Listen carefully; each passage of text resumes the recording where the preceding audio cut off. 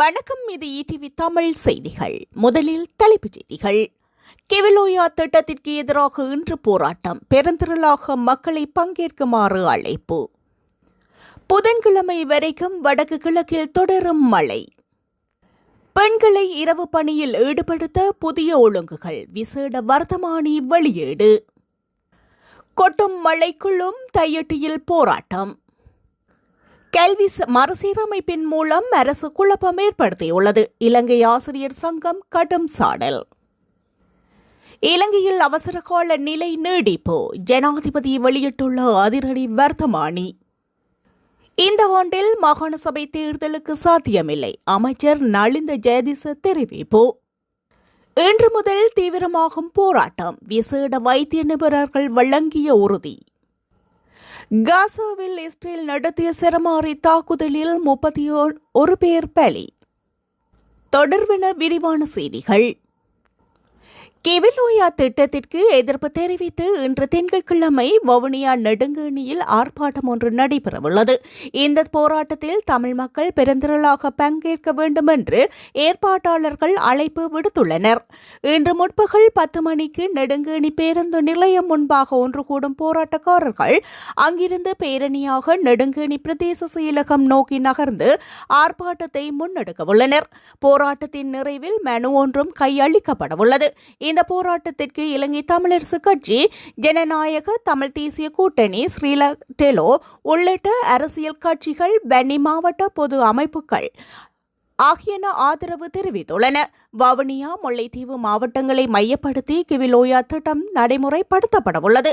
இந்த மாவட்டங்களுக்கு தண்ணீரை இலகுவாக கிடைக்க செய்யும் நோக்கில் மகாவெளி வலயத்தின் ஒரு பகுதியாக முன்னெடுக்கப்படும் இந்த திட்டத்தின் மூலம் தமிழ் மக்களின் பூர்வீக நிலப்பகுதிகள் பெருமளவில் பறிபோகும் என்பதுடன் குடியேற்றங்கள் மூலமாக குடிபெரம்பலும் திட்டமிட்ட முறையில் மாற்றி அமைக்கப்படும் என்று கூறப்படுகின்றது.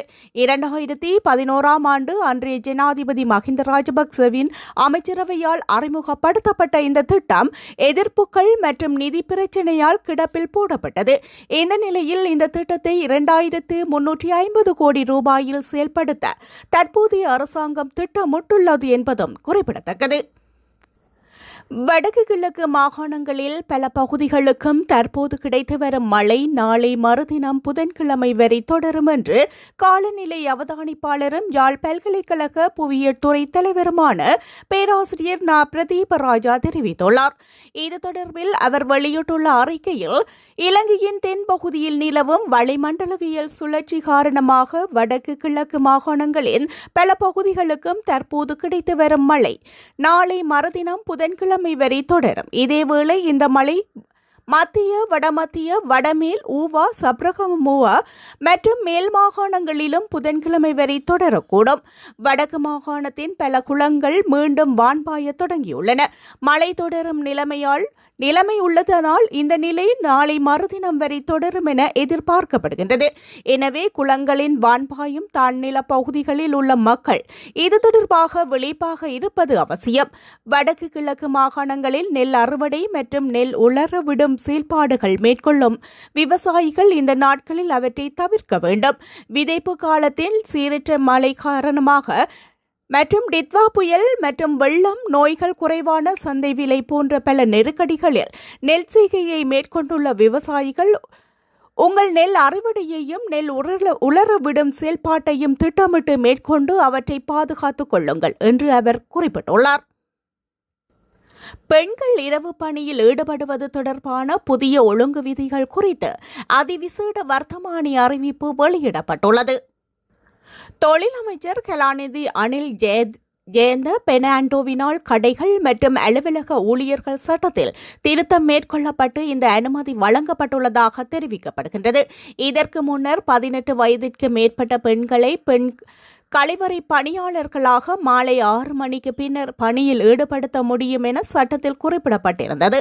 அந்த சட்டத்தை மேலும் திருத்தம் செய்து பெண் துப்புரவு பணியாளர்கள் அல்லது உணவுப் பொருட்களை பரிமாறுபவர்களாக 18 வயதிற்கு மேற்பட்ட பெண்களை மாலை 6 மணியிலிருந்து மறுநாள் காலை 6 மணி வரை பணியில் ஈடுபடுத்த முடியும் என புதிய வர்த்தமானி அறிவித்தலில் குறிப்பிடப்பட்டுள்ளது.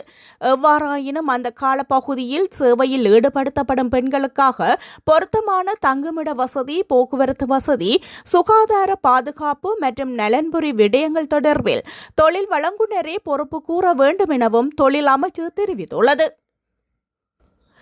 டித்வா சூறாவளியின் பின்னர் நாட்டில் அமல்படுத்தப்பட்ட அவசரகால நிலை மேலும் நீடிக்கப்பட்டுள்ளது. இதன்படி கடந்த 28ஆம் திகதி அமலாகும் வகையில் ஜனாதிபதி அனுரகுமார திசாநாயக்கவினால் அவசரகால நிலை நீடிக்கப்பட்டு புதிய அதிவிசேட வர்த்தமானி வெளியிடப்பட்டுள்ளது.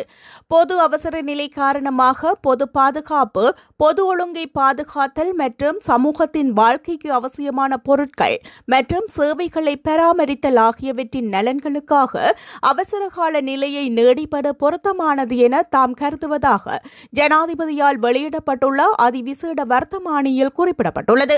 புதிய அவசரகால கட்டளைகளுக்கு இணங்க இதற்கு முன்னர் நடைமுறையில் இருந்த பல கட்டளை திருத்தம் செய்வதற்கு அரசாங்கம் நடவடிக்கை எடுத்துள்ளதுடன் பல புதிய கட்டளைகளை அறிமுகப்படுத்தவும் நடவடிக்கை எடுக்கப்பட்டுள்ளதாக தெரிவிக்கப்படுகின்றது. அவசரகால நிலைமை பிரகடனப்படுத்தப்பட்டதுடன் அரசு அதிகாரிகள் எவ்வாறு செயற்பட வேண்டும் என்பது குறித்தும் குறித்த கட்டளைகளுக்கு முரணாக செயற்படுபவர்களுக்கு எதிராக எடுக்கப்பட வேண்டிய நடவடிக்கைகள் குறித்தும் அந்த கட்டளைகளின் மூலம் விளக்கம் அளிக்கப்பட்டுள்ளது. மாகாண சபை தேர்தலை இந்த ஆண்டு நடத்துவது சாத்தியமற்றது. இருப்பினும் தேர்தலை நடத்துவதற்கான ஆரம்பகட்ட நடவடிக்கைகள் முன்னெடுக்கப்பட்டுள்ளன. டித்வா தாக்கத்தின் பின்னர் இலங்கையை மீள கட்டியெழுப்பும் திட்டத்திற்கு முன்னுரிமை வழங்கப்பட்டுள்ளதாக அமைச்சர் நலிந்த ஜெயதிச குறிப்பிட்டுள்ளார். பாராளுமன்ற கட்டட தொகுதியில் அண்மையில் நடைபெற்ற பாராளுமன்ற குழு கூட்டத்தின் பின்னர் வடக்கு மற்றும் கிழக்கு மாகாண அரசியல் பிரதிநிதிகளுடன் இடம்பெற்ற கலந்துரையாடலின் போது அமைச்சர் இவ்வாறு குறிப்பிட்டார். மாகாண சபை தேர்தலில் காணப்படும் சட்ட சிக்கல்களுக்கு விரைவில் தீர்வு காணப்படும். அதற்குரிய ஆரம்பகட்ட நடவடிக்கைகள் எடுக்கப்பட்டுள்ளன. சகல தரப்பினருடனும் கலந்துரையாடி முரண்பாடற்ற தீர்வினை எடுக்க வேண்டும்.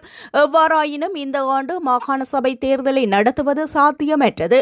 டித்வா புயல் தாக்கத்தின் பின்னர் ஏற்பட்ட பாதிப்புகளில் இருந்து மக்களை மீட்டெடுக்க வேண்டும்.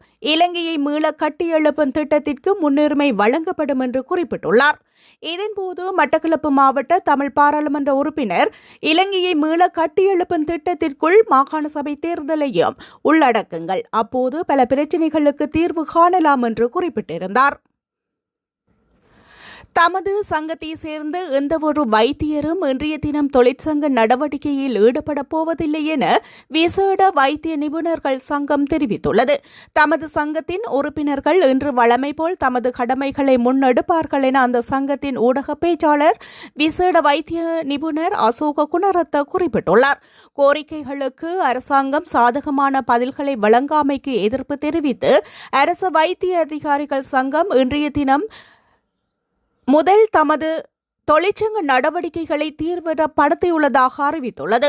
இன்று முதல் நாடு முழுவதிலும் உள்ள வைத்தியசாலைகளில் விசேட வைத்திய நிபுணர்கள் தொழிற்சங்க நடவடிக்கை ஒன்றை ஆரம்பிக்க திட்டமிட்டுள்ளதாக அந்த சங்கத்தின் செயலாளர் வைத்தியர் பிரபாத் சுகதாசு தெரிவித்துள்ளார். எவ்வாறாயினும் இந்த தொழிற்சங்க நடவடிக்கையில் தமது சங்கத்தின் உறுப்பினர்கள் எவரும் கலந்து கொள்ள மாட்டார்கள் என விசேட வைத்திய நிபுணர்கள் சங்கத்தின் ஊடக பேச்சாளர் விசேட வைத்திய நிபுணர் அசோக குணரத்ன வலியுறுத்தியுள்ளார். தையிட்டி திஸ்ஸவிகாரைக்கு எதிராக நேற்றைய தினம் கொட்டும் மழையிலும் போராட்டம் முன்னெடுக்கப்பட்டது. மக்களின் காணிகளை பிடித்து அடாத்தாக அமைக்கப்பட்ட அந்த விகாரையை அகற்ற வேண்டும், மக்களின் காணிகளை மீண்டும் அவர்களிடமே வழங்க வேண்டும் என்று வலியுறுத்தியே இந்த போராட்டம் முன்னெடுக்கப்பட்டது. ஒவ்வொரு பௌர்ணமி தினத்திலும் அதற்கு முதல் நாளிலும் இந்த போராட்டம் முன்னெடுக்கப்படுகின்றது. நேற்று முன்தினம் மாலையும் நேற்று காலை முதல் மாலை வரையும் இந்த போராட்டம் முன்னெடுக்கப்பட்டது. நேற்றைய தினம் கொட்டும் மழையிலும் நனைந்தவாறு போராட்டக்காரர்கள் போராட்டத்தை முன்னெடுத்திருந்தனர். போராட்ட இடத்தில் ஏராளமான போலீசாரும் குவிக்கப்பட்டிருந்தமையும் குறிப்பிடத்தக்கது. தேசிய கல்வி நிர்வாகம் தற்போது முதலாம் தரத்திற்கு ஆரம்பித்திருக்கும் பாடத்தொகுப்பு இரண்டாம் தவணைக்கு இன்னும் அச்சிடப்படவில்லை. ஆசிரியர்கள் பயிற்றுவிக்கப்படவும் இல்லை. இந்த நிலையில் கல்வி மறுசீரமைப்பின் மூலம் பெரும் குழப்பத்தை ஏற்படுத்தியிருக்கும் அரசாங்கம் தற்போது அதனை நியாயப்படுத்த நாடுபூராகவும் கூட்டங்களை நடத்தி வருகின்றது என இலங்கை ஆசிரியர் சங்கத்தின் செயலாளர் ஜோசப் ஸ்டாலின் தெரிவித்துள்ளார். கொழும்பில் நேற்று ஞாயிற்றுக்கிழமை நடைபெற்ற செய்தியாளர் சந்திப்பில் கலந்து கொண்டு இந்த விடயத்தை தெரிவித்துள்ளார். கல்வி மறுசீரமைப்பு நடவடிக்கையை அரசாங்கம் தனி கட்சியாகவே மேற்கொண்டு வருகின்றது. அத்துடன் இந்த கல்வி மறுசீரமைப்பு முன்னாள் ஜனாதிபதிகளான ரணில் விக்ரமசிங்க, கோட்டபாய ராஜபக்ச ஆகியோர் முன்னெடுத்த மறுசீரமைப்பின் தொடர்ச்சியாகும் என ஆளுங்கட்சி பாராளுமன்ற உறுப்பினர் நஜீத் இந்திக தெரிவித்திருந்தார். ரணில் கோட்டா காலத்தில் இடம்பெற்ற கல்வி மறுசீரமைப்பானது கல்வியை தனியார் மயமாக்கும் மறுசீரமைப்பாகும். இந்த மறுசீரமைப்பிற்கு மக்கள் விடுதலை முன்னணி எதிர்ப்பு தெரிவித்து வந்தது. தற்போது அதனையே முன்னெடுத்து செல்கின்றார்கள்.